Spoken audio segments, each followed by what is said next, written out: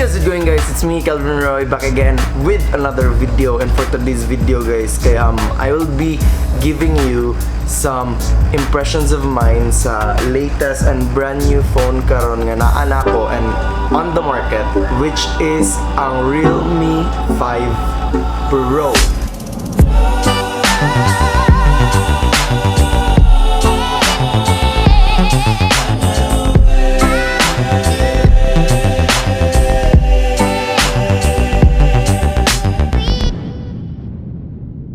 So karon, guys, I know many YouTubers kay nakahatag na sa ilahang review and impressions about it, but ako, I also wanna make a video kung unsa kong impression about ani nga cellphone. Kay to be honest, dili dapat niya ako ang cellphone karon, dapat kay papa ni nga cellphone, but gihatag niya sa ako and yeah, thankful kayo kay papa kay nana ko'y bagong phone. And I have me here the actual phone, which is ang Realme 5 Pro. And first impression ako ani is the back case niya. Tanawa on siya ka nice kay siya tanawon with its geometrical shapes, abstract geometrical shapes. Basta nga na muna akong impression sa outside and also diri sa screen, which is ang full display nga monitor. And as a gamer, mo kung gusto monitor na or screen kay full screen siya. Mas for example, magdula ka diri ang PUBG Mobile, so mas daghan kag mapatay kay tungod sa screen niya nga tibuok screen niya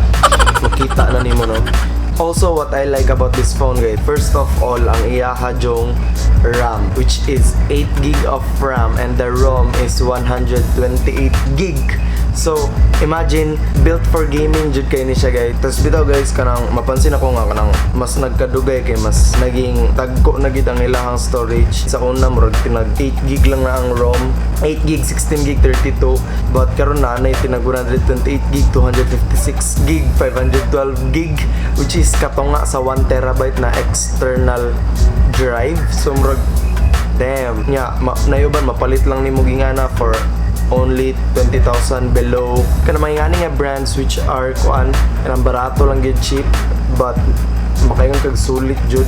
So regarding with its processor, mga ngana dili mo kay ko sweet to basta cellphone, no? Kay so this phone has an Android version which is 9 and processor which is Qualcomm SDM712 octa-core. O kanina rong naibalan kani octa-core. And then RAM of 8GB and then device storage of 128GB. Oh my god.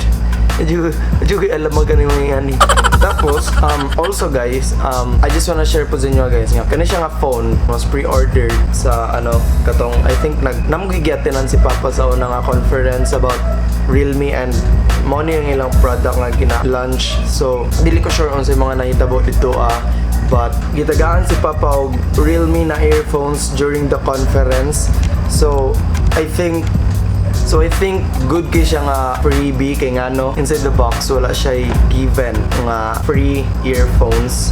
So mo lang ako ang makita nga murag downside of it kay tanan man jud siguro nga mga cellphone kay pag mo palit ka na jud free nga earphones, diba? But this phone only comes with its charger, which is this super fast charger.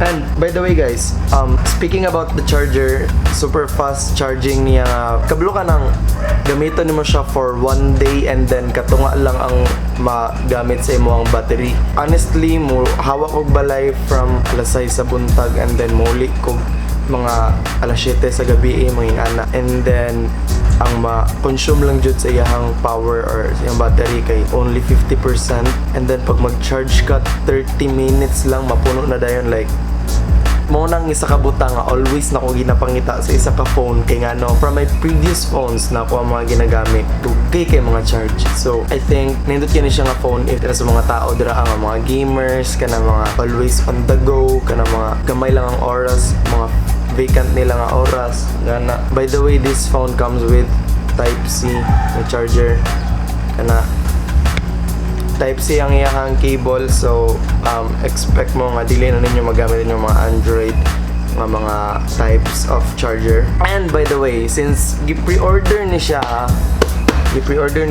so na siya freebie nga Realme power bank. Siya Realme nga power bank which is 10,000 milliamp. But I'm not sure if mag-order mo karon kay napay free power bank.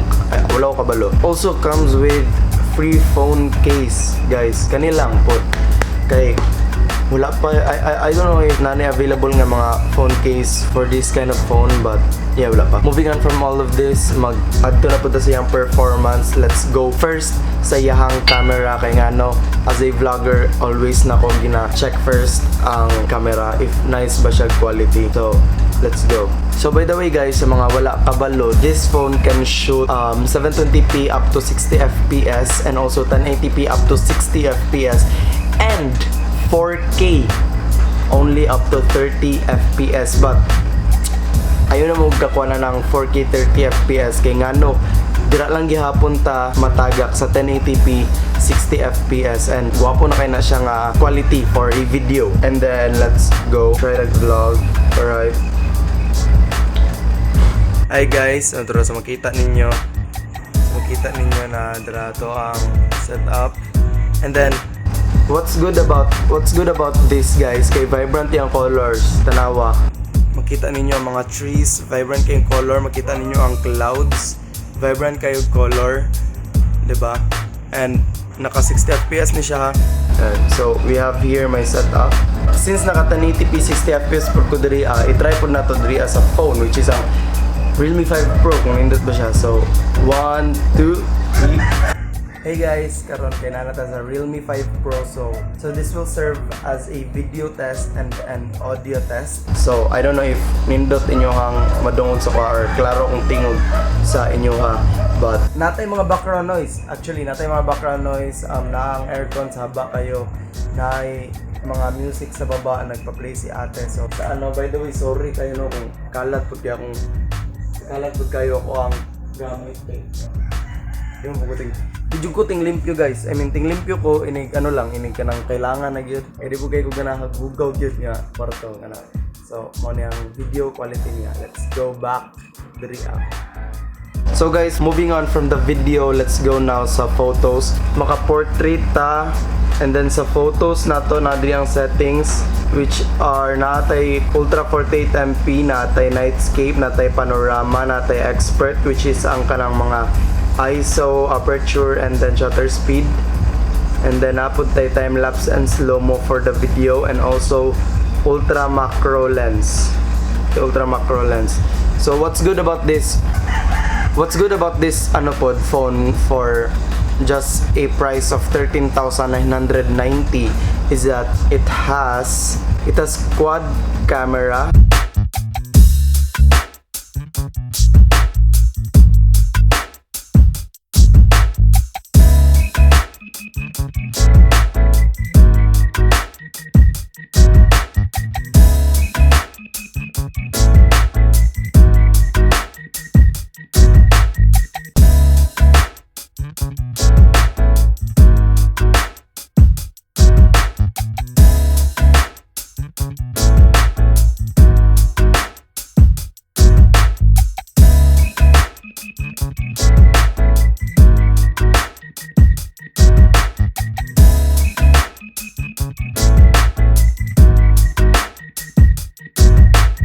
So gidulaan na po na ko ni siya nga phone. Dagan ako gi-install nga no. It's been 5 days since nakuha na ako ni siya nga phone, and so far wala ko yung mga pangit nga stuff nga nakita ni, all are positive. So I think that's a good sign for you to buy this phone. By the way, I'm not sponsored of Realme to endorse this product. Wala lang. I just wanna give you guys my impression lang jud. So mo lang ang ako ang makita jud karon regarding sa games. Smooth kay siya. No, biskang unsa yung klase nga dulon, mapa Mobile Legends, mapa NBA 2K20, mapa Asphalt man na kana.